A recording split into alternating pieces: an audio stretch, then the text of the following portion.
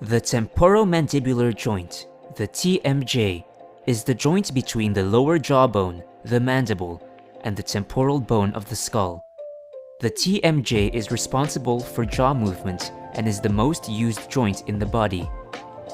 The TMJ is essentially the articulation between the condyle of the mandible and the mandibular fossa, a socket in the temporal bone.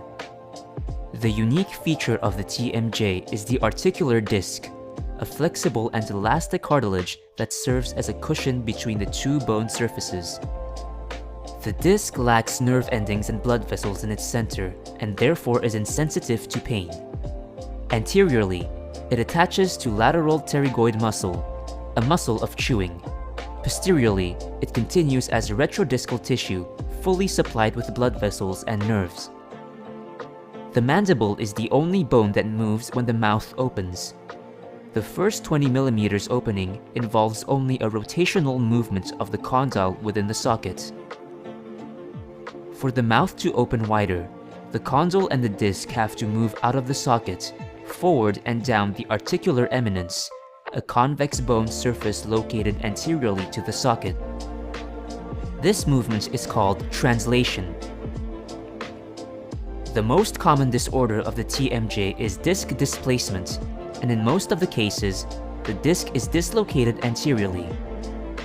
As the disc moves forward, the retrodiscal tissue is pulled in between the two bones.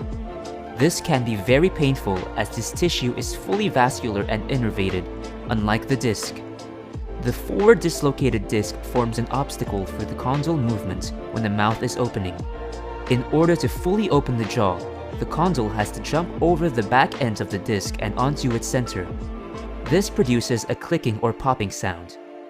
Upon closing, the condyle slides back out of the disc, hence another click or pop. This condition is called disc displacement with reduction.